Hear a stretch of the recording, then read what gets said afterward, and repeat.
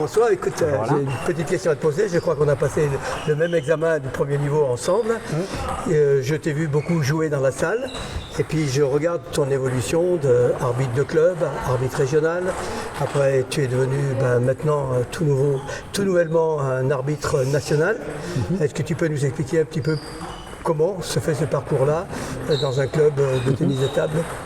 Effectivement, comme tu l'as mentionné Alain, j'ai commencé l'arbitrage par une formation qui s'est faite là-bas dans les vestiaires du TTG, que les gens qui connaissent reconnaîtront, où c'était vraiment par pure curiosité, un peu l'intérêt de connaître les règles. Puisque lorsque j'avais joué au ping-pong, lorsque j'étais jeune, c'était en 21 points, il y avait des petites balles, on avait le droit de cacher les services, et donc rien que pour savoir quand les choses sont correctes ou non, j'ai commencé comme ça. Donc arbitre de club, c'était un premier stade, et ensuite je suis passé à l'arbitre régional à partir du moment où il y a eu une équipe nationale au TTG, puisqu'il y avait obligation de fournir des arbitres pour chaque rencontre à domicile, et c'est ça qui m'a motivé. Et en enchaînant comme ça, j'ai arbitré dans plusieurs compétitions dans le Rhône ou dans la région, critérium fédéral, des détections, circuit gone, vraiment tous les niveaux, que ce soit les tout petits qui ne savent pas faire un service comme déjà les classés 18 ou 20 qui savent faire un service caché, tous les niveaux. Voilà. Moi, j'ai le souvenir de t'avoir vu évoluer dans des matchs du championnat de France, notamment chez les cadets, chez les juniors, chez les seniors aussi. Et je voulais savoir quelle est la satisfaction que l'on ressent quand du jour au lendemain on est propulsé dans une compétition de ce niveau. Effectivement, les championnats de France seniors, c'était à Arnas en 2020, juste avant le confinement du Covid. Et c'était impressionnant d'avoir les joueurs top niveau en France à quelques mètres, quoi. Alors depuis j'ai fait mieux puisque j'ai été volontaire aux Jeux Olympiques l'année dernière, donc c'était les top mondiaux à quelques mètres. Disons que j'aime bien arbitrer, il y a quand même une tension quand on voit les pros qui s'affrontent avec 100% de leur capacité, voire plus. J'ai peut-être encore l'illusion qu'arbitrer des bons matchs, ça va faire que mon niveau va s'améliorer. Je ne suis pas certain, mais j'aime aussi arbitrer là-dessus. Bon, il y a le souci de bien faire puisqu'on est quand même scruté de toutes parts. Quand c'est une compétition avec les parents derrière, voire plusieurs centaines de personnes derrière, toutes les moindres erreurs peuvent être critiquées. Après, il y a le souci de vouloir bien faire. Et disons d'être à l'aise, de pouvoir répondre dans toutes les situations, qu'elles soient faciles, une carotte qu'on voit, il n'y a pas de problème, aussi bien que les situations tendues, quand les joueurs commencent à s'énerver, voire à s'invectiver directement. Donc bon, je viens juste d'avoir mon degré d'arbitre national. Pour moi, c'est l'envie de continuer cet arbitrage de haut niveau, puisque ça donne l'accès aux arbitrages des équipes de pro et aux équipes de championnat de France.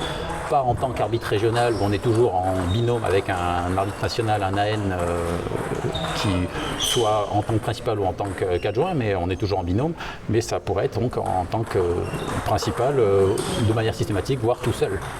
Est-ce que tu as conscience que pour le club du TTG, pour la Ligue Rhône-Alpes, pour le comité du Rhône, c'est une grande fierté d'avoir parmi nous deux nouveaux arbitres nationaux? Comme tu le dis, on était deux cette année de la Ligue à réussir l'examen d'arbitre national avec Yves Gaulmin, donc du TTQC. Ça donnera...